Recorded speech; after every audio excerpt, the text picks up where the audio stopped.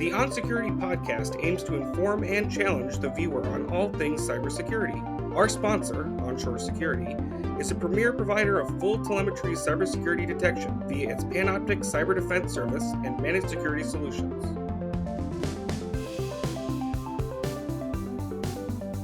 Hey, welcome back. I'm Stel Valavanis, CEO of onShore Security for the onShore Security onSecurity podcast. We have Josh Eckel, our producer. Josh, say hi. Hi, everybody. Hey, and today we have Frank McGovern, my partner. Frank, say hello. So Frank is a security architect at StoneX and also co-founder of Blue Team Con along with me. And so here's the Blue Team Con badge because this means forever. And so, boy, what a blast that was, huh, Frank? Yeah, it was a great time. I love the community feedback around it as well. Oh yes, it's really unbelievable, and I'll give extra kudos to Frank, in a second. But let me tag this the topic here. We're going to talk about culture. We're going to talk about culture in the cybersecurity community, and if you aren't part of that community or are at the fringes, it's really take a look. It's really amazing. What a kind of diverse, collaborative, vocal community it is. And Frank's somebody that's really kind of, how should I put it, like swum in it deeply and really just become, very intertwined. And honestly, I'd say, Frank, that was really the core of your vision for Blue Team Con. And I got to give you that credit. You and I founded this with, the common vision we had, which was, we need blue team stuff, not just, red team hacker stuff, which is great stuff, but we need a focus because that's what most people in the room do every day. But you had this finger on the pulse on the community and an understanding of what the community wants, and including some kind of out there stuff like they don't know they want this, but here's what I think. So, let's start with telling me, what is your, give me a characterization. Give me the language that you would use to say, this is what the cybersecurity community is like. This is what they eat and breathe. This is what they care about. Here's how it works. Tell me your own, descriptions of the cybersecurity community. Interesting question. I think that fun fact that I don't think we talk about much is, if you remember back when we all met, and Josh, I think, was there too, when I told you my goals of attendee count and stuff, you were like, whoa, this guy's serious. Do you remember that? Totally. I think you were thinking let's just get a room in a bar or a room in a restaurant and have 50 people or so. That's our goal. Well, and I'm like, no, we're doing 1,000 people and we're getting sponsors. We're going out the gate. First off like that. Well, I'm used to the ISSA chapter and stuff, which is a great community. That's the suits, right? Community. You opened my eyes to the hoodies community, which I kind of haven't been in since the 90s in the open source world. That's kind of and I think you massive props to Dave Kennedy and DerbyCon really is what highlighted me where we need to go. And I remember that I was trying to explain this vision to you, and then I brought you to a DerbyCon, and you're like, yeah, this is awesome. Yeah. There's so many, right? The internet is a great thing because there's so many worlds over that exist, scenes, whatever, that you could now kind of see and know about. But they've always existed in some way or another. In my day it was zines and tapes and stuff, right? Or whatever. And they've always existed, but you don't know unless you go look for that. Somebody gets on Twitter and starts seeing the conversations. What are they going to see? They go on. They're like, I want to see who are the cybersecurity people? What are they talking about?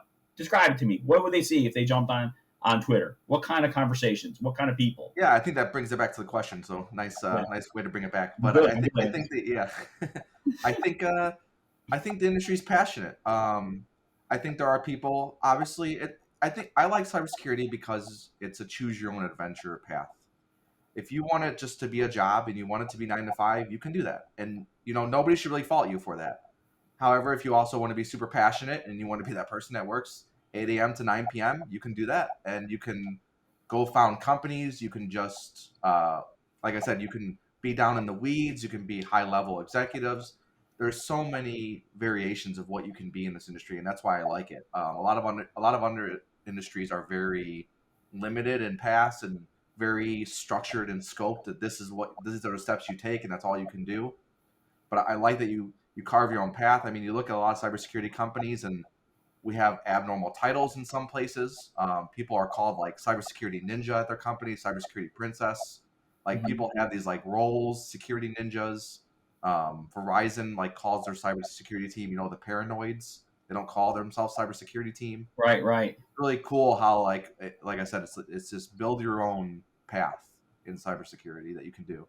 Well, and how's that making its way to the interactions? I mean, I get it. What you're describing is like the kind of make it yours, and we're appealing to people who are a lot of them are self starters, self learners, the autodidacts. A lot of them are they're passionate, they're kind of into their tech. They don't want to be kind of pigeonholed when they go kind of do function. But what's what is the outcome from that? I mean, like what are they when that finally have this position that's kind of tailored to them, or they've helped kind of create that environment, how is that translating into the community? How are they expressing themselves in the community? How visible are those things, for instance, those individual customized roles, and do your own thing and research what you want to research and stuff? Are they, I mean, I know they're making it out there, but what I need from you is like to describe how they're communicating, like how they can't say secrets that are going on. I work in the NSA. I can't say everything's going on. So how are they able to communicate and build a community, from this private to public kind of bridge? Yeah, I think it honestly really depends on where somebody works, right? I do think there's a social media community, right? The Twitter InfoSec community is huge. There's Slacks and Discords. There's a LinkedIn community. But I do think there is a massive amount of hidden talent because they just can't simply share what they do and they can't even go public.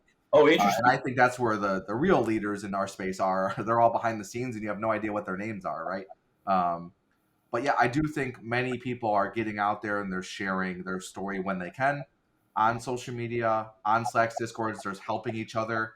And I think that's what's really going to make cybersecurity successful is more of the information sharing. It's not a role that you can just be by yourself at a company and even on a small team and figure it all out on your own.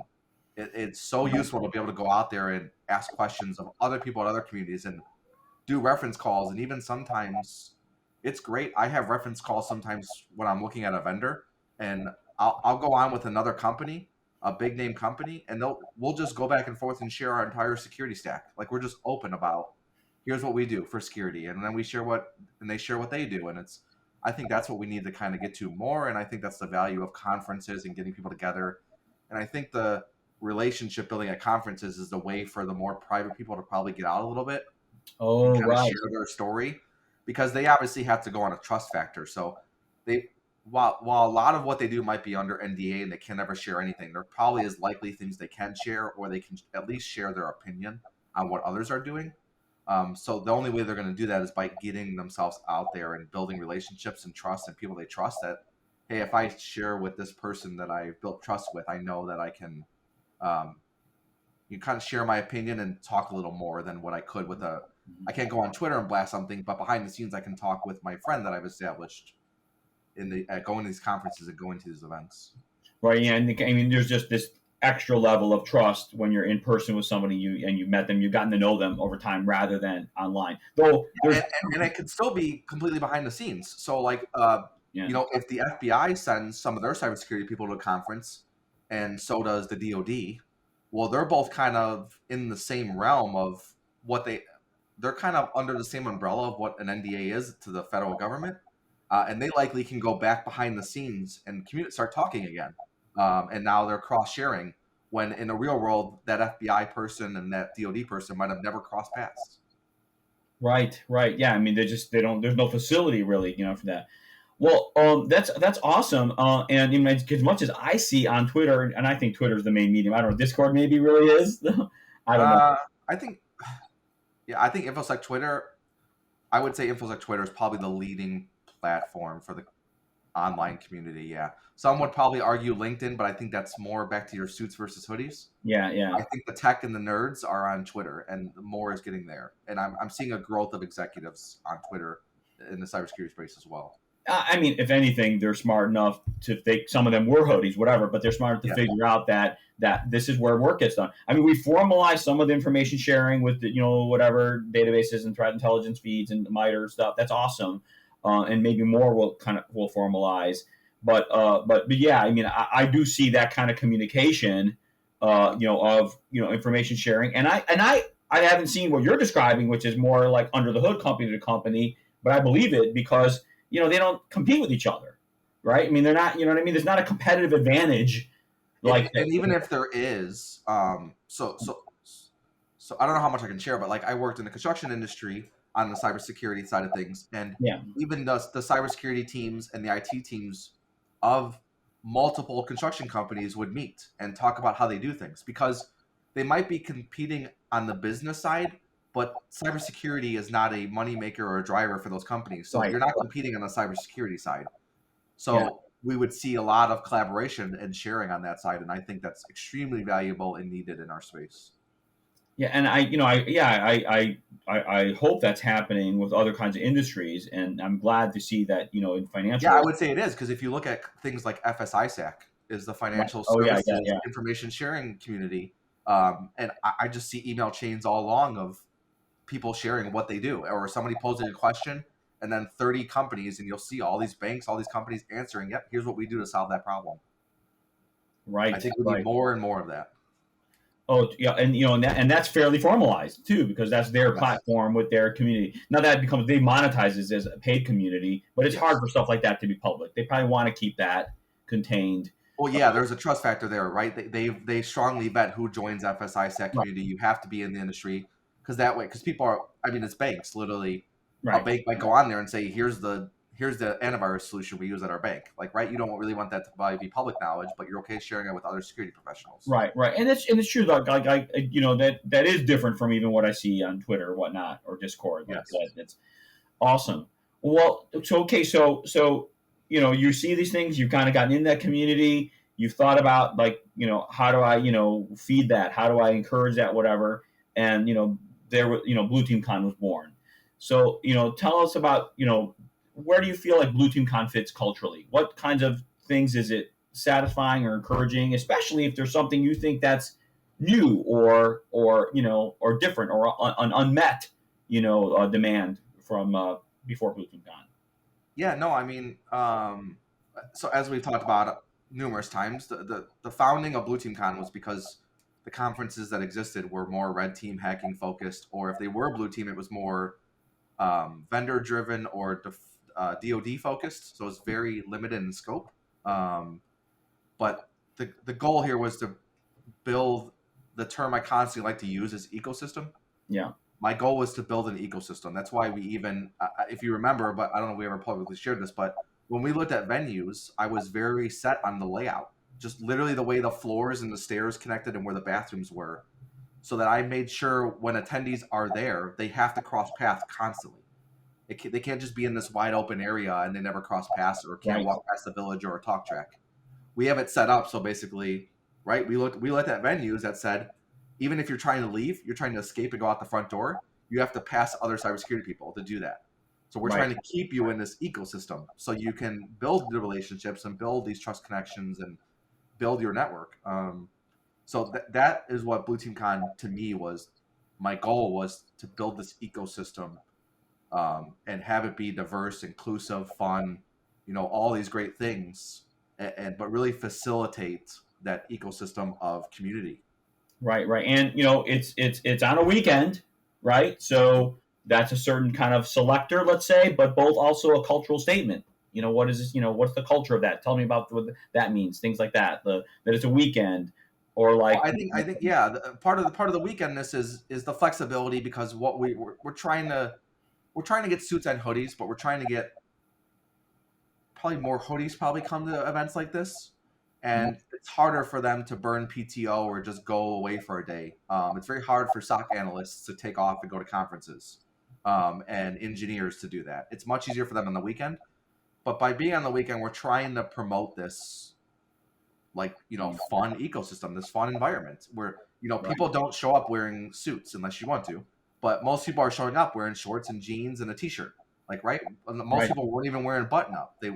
We're not trying to be this the typical type of conference that people have experienced. We're trying to be more that laid back, the hacker type conferences have created, Right. where you show up and you just hang out, and it's not like very structured. You don't just show up in a nice business casual outfit or a suit and sit through talks, and you sit in one chair and you just watch talks and you leave for the day at 5 p.m. Right. We're, Right. we're trying to build this. You come at 9 a.m. on Saturday and you stay all the way to 5 p.m. Sunday, and you're doing stuff that entire time. And you're making friends, and you're Yeah. having conversations, and with big deal people and newbies too. Like it's a I'm impressed that some pretty big deal people that came to our conference. I mean, some of it's And we're bridging that. We're helping bridge the gaps there, right? Because I think we did like that random sampling of 200 of our tickets, and 50 of those were executive C-levels, 50 were engineers and architects, and 50 were like analysts and juniors. It's just So like you had the perfect mix Right. of this is Yeah. how, because a SOC analyst is now it's just randomly sitting at a talk or out in the lobby in our lobby con, right? And a SOC analyst is talking to a CISO one-on-one and Right. picking their brains. Like that's great. That's what we want. Okay, let's talk more cultural elements of Blue Team Con and how they fit in the community. Code of conduct. Tell us about code of conduct. Culturally, what does that mean? Why do we choose, those things we chose in code of conduct? Well, I don't know if I can speak the best of this because I didn't build it, but I think the code of conduct is all about being inclusive, right? And promoting diversity and letting people feel safe. So they can feel safe in this ecosystem of networking with who they're talking with. The people that are there are, valid and trustworthy and, vetted essentially. And that if there is a case where one of those criteria aren't met and there's somebody that's of concern, we can take it through a fair process to judge incidents that have happened related to those individuals. So that's very important to make sure that the ecosystem we're building allows for growth and not stagnation or impact or negatively impact somebody. Right. Yeah. So yeah. Especially because we got not just like diverse of people from like gender and race and stuff. But there's there's class. There's also people like status.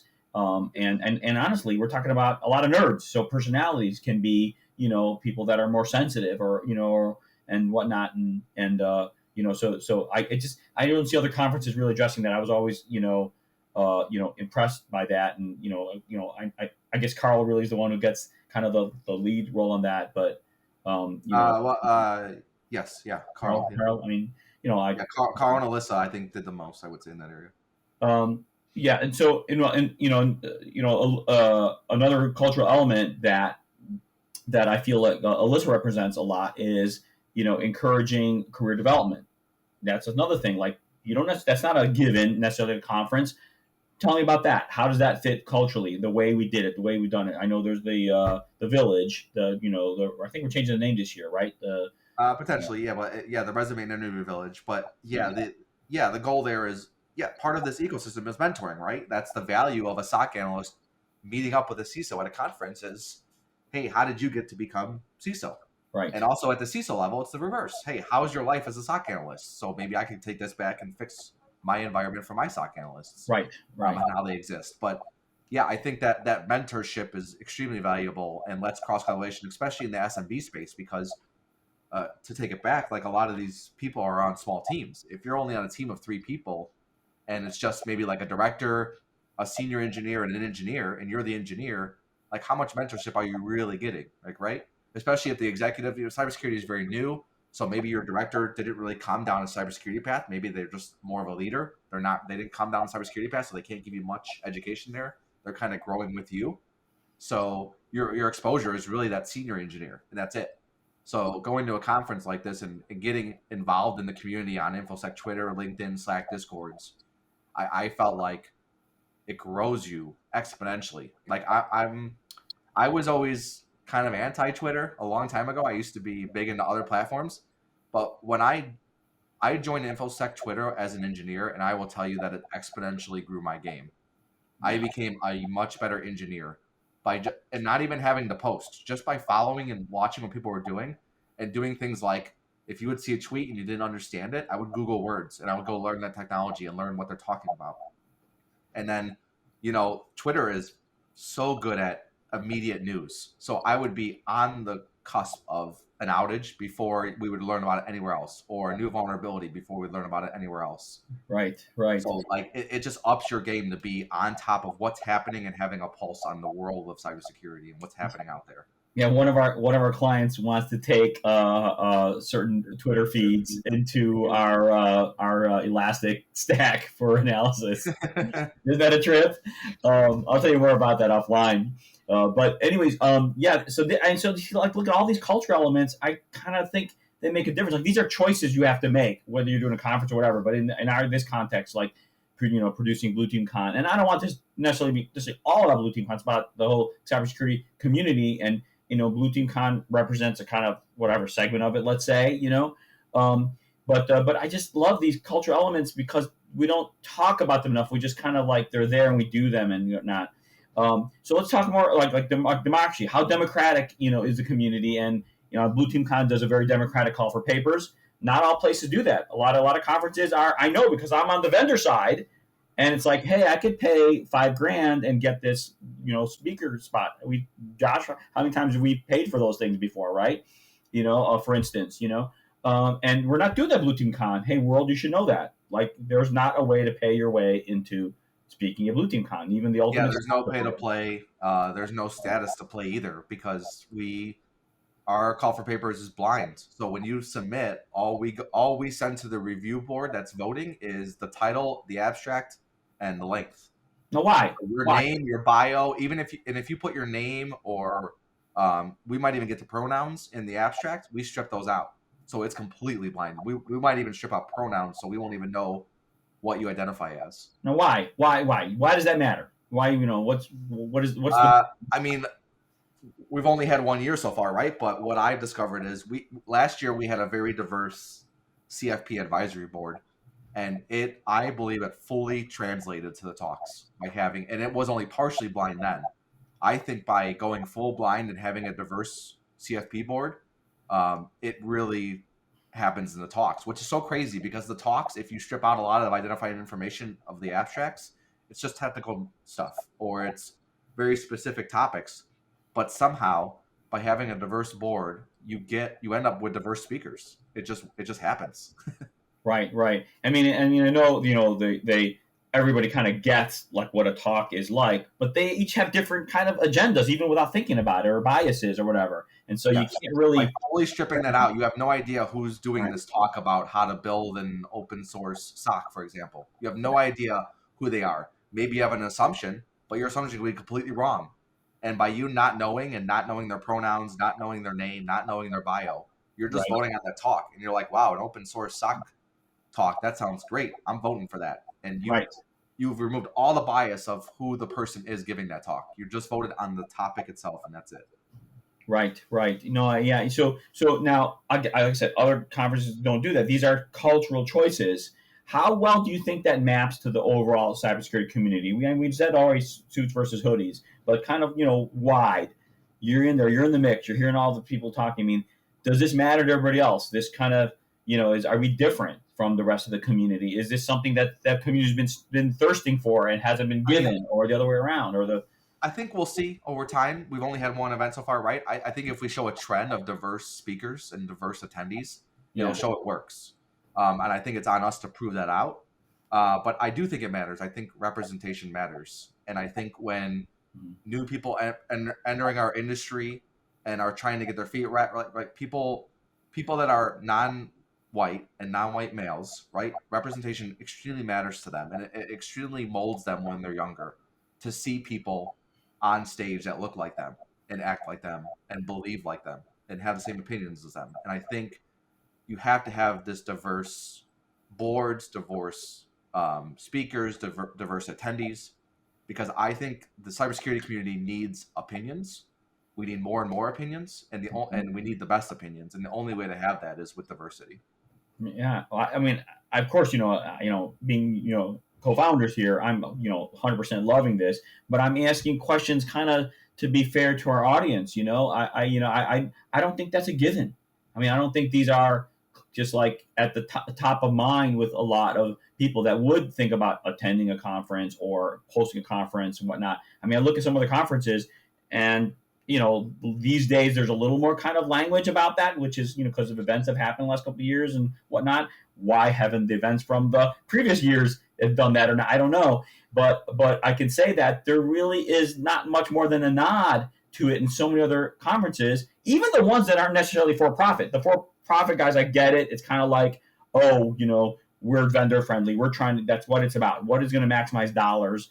And I can make arguments against that.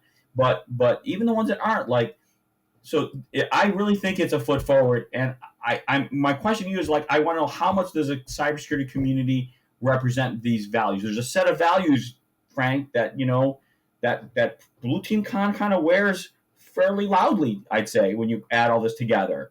How representative that is of the cybersecurity community as a whole? Are these cybersecurity community values, or are these, Blue Team Con values? I think they're becoming cybersecurity values by people that are actually trying, and I think people that are actually noticing. I think it's well known that in the psychology of humans, people they love comfortability. They don't like change, especially as you grow older. And I think it is on you as a person to purposely seek out other opinions, seek out diversity in your surroundings. And that's more than just the people that you surround yourself with. But I think it's on you to realize the biases that you're creating for yourself and try and find ways to actively combat those. And it takes active work. It takes a lot of work to do that. Every 6 months or so, you should reevaluate what you're doing. You should look at your teams. Are they diverse enough? Are they not? And you should be figuring out ways to fix that problem, because I'm seeing it everywhere. Right. And I, diversity is a lot of different, things, different categories of, diversity. I would even, say things like, you don't come up with new solutions for new problems without having, diverse kind of opinions, diverse backgrounds and experiences. So I do think diversity, like you said, diversity is it's more than race and gender. It's, economic background, your educational background, right? Your level, economic level. There's so many things. Gender, your sexual orientation matters and gives you different life experiences and opinions. Yeah. There's so many things you need to take all these people in, especially if you're building products, cybersecurity products for the world to use. You should be taking this into account heavily. Yeah, I think of it like gene pool, like have a wide gene pool. So you're constantly selecting for, good outcomes. And so I think it's all positive for an organization and, for our country. I think these days there's kind of like, I don't want to call it, it's not quite existential threat. Maybe for some organizations it is, but serious threat to, our country, our economy, whatnot, that I feel like if we're not open-minded and think out of the box and be inclusive, we're going to miss the boat. We're going to misunderstand things that are happening, and we're going to make bad decisions. Well, and you're going to impact lives, right? You can look at the stories of like facial recognition that came out, and when these companies created facial recognition, it wouldn't recognize black faces. Right. Like, come on, you've come out with an MVP and it doesn't recognize like half the world right off the bat. Yeah, like, who was on your team that created this and didn't catch that before you promoted it to the world? Yeah. And then facial recognition can have an impact on somebody's life, right? That could change the course of somebody's life if they're improperly recognized or not recognized at all. That's crazy to me. Oh yeah. I mean, the whole privacy thing is kind of like thought out in a box, and if that kind of, we kind of missed, I think, like generationally, that kind of the transparency that I think we're better at today, with things like, social media and privacy around that. But, if you fast forward and you're able to do that now, there'd be more of a public jury on it, instead of like, a bunch of guys in a box doing that. I mean, I know we're probably talking about having seen some of the same documentaries about this stuff. But yeah, this is why I joined that part of the community. I'm really glad to hear you say that, diversity and inclusiveness is now, becoming core or on its way to becoming core of the, of the cybersecurity community. I think so, and it's being driven just by general social changes. People are now becoming more aware, and realizing this matters to talk about and get there faster. And we Yeah, seem to be yeah, stopping out quicker people that disagree with that approach. yeah. Well, about time, but hell, I'll take what I Yeah. can get. Yeah. So awesome. Okay, well, this is exactly what I wanted to talk about. Culture, community in cybersecurity. We have a lot more things to talk about. So I'm sorry, I'm volunteering you again to talk about more topics. But Okay. this is a cool one, and I really want the world to know about kind of like a lot of that kind of cultural impetus for Blue Team Con, and tell us. We want that input. How do we, to make this better? I mean, so anyways, I'd like to add to that. Yeah, we want to hear feedback. We want you to take our code of conduct seriously. I know other conferences, they kind of did the opposite. When they got negative press or negative feedback, they kind of tried to squash it and hide it as quickly as possible. I think I'm trying to take the embrace approach. Negative press does suck sometimes and it hurts, but I think it's good for growth, and the way you take it can speak better to the community. And I think we want that feedback. So if you have issues specifically with Blue Team Con or the way we run things or how things are happening, tell us, please. Awesome, Frank. That's wonderful. We'll wrap on that. We'll do some more stuff in the future. You and I have a bunch of work to do. Thank you, Josh, for producing, and I will see you all in sometime in the near future, lovely audience. Good night.